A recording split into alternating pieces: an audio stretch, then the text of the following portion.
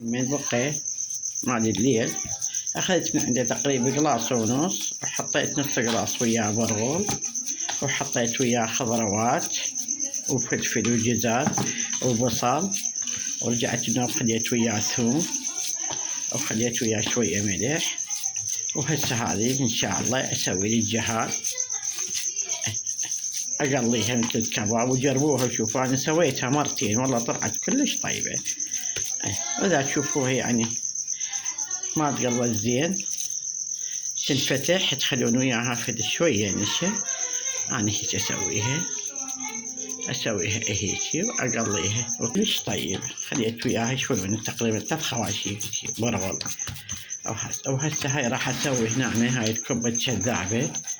هم راح خليت بتيتة هسه هماتي راح أمرض. شوفوا أسويها أنا محضرة الطعام. خليت وياها بتيتة، وهم خليت وياها شوفوا هاي البتيتة أثرمها بالمحضرة الطعام شوية شوية، وأرجع لنا بحط شوية ملح شوية كركم. وورا ما أعجنها وأكملها أسويها أدعبلها بجد الدعبلة صغيرة، وأرجع أقليها وأسوي تشريب يخني مثل أحمر معجون وبصل. وأرجع شو أسوي من هاي أفورها بالمي نفس ما تسوون كبة ما بتتبرغل تفورها بالمي. ورا ما أفورها بالمي أرجع أخليها بالتشريب.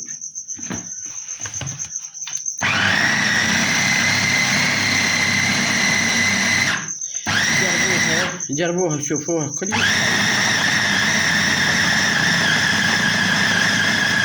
لمعتين يعني. إذا تريدوا تحشوها أنتوا تحشوها، بس أنا ما حشيها. هاي أكلة يعني من جت بسوريا شفت شلون يسوونها. إحنا هذا بالنسبة لنا العراقيات ما نقدر ناكل هيجي، بس واحد يسوي كتجربة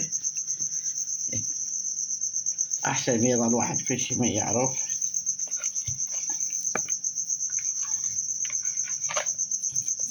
بس هاي راح أخليها وهم أدعبلها دعبلة هيك صغيرة،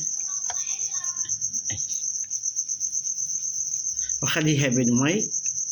وبعدين من ورا ما أطلعها من المي الفاير أحطها بالتشريب، شوية معجون شوية بصل شوية ثوم، أسويها للجهاز.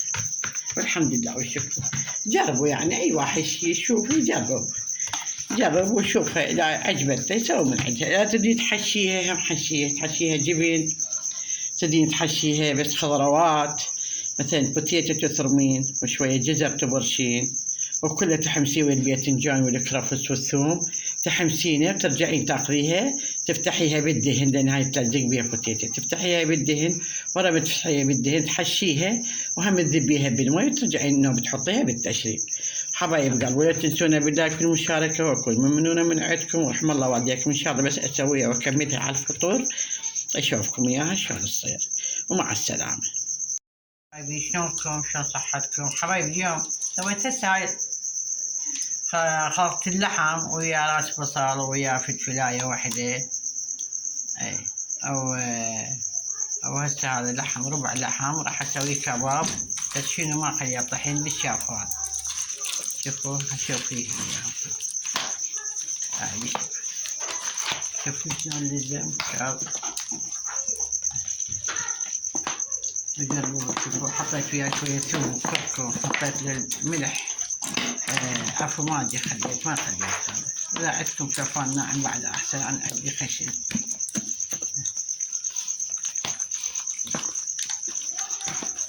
كباب الشفا عجين زايد. وهاي الدورمة هم لفيتها من الليل والله بنتي جابت لي اياها، لفيتها وجابت لي اياها.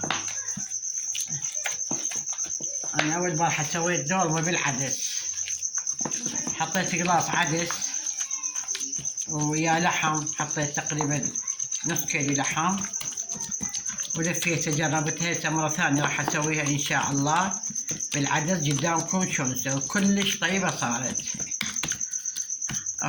بسيط وسهل وجربوا.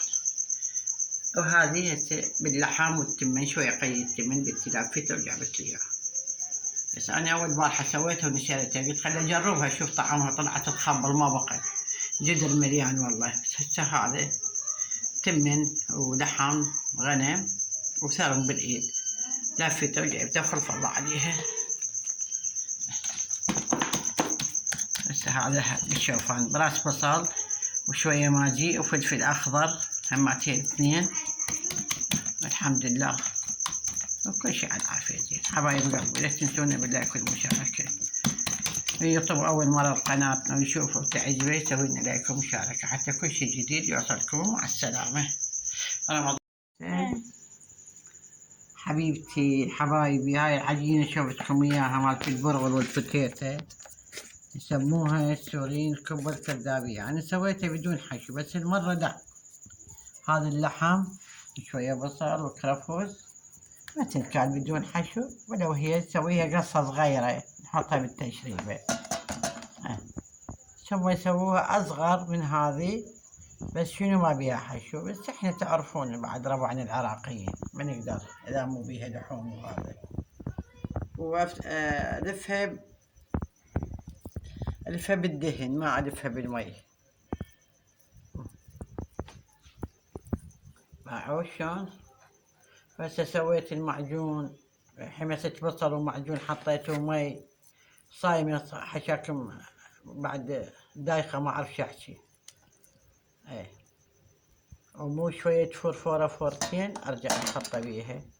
يعني حتى إذا مو لحم، إذا عندكم أي خضروات تسووها وتحمسوها بوتيتو باذنجان وكرفس وبصل وتحشوها شوية تصير بيها طعم عظيم. هي قصة صغيرة لا تسووها، حتى إذا تسوي الأصغر منها بعد أحسن.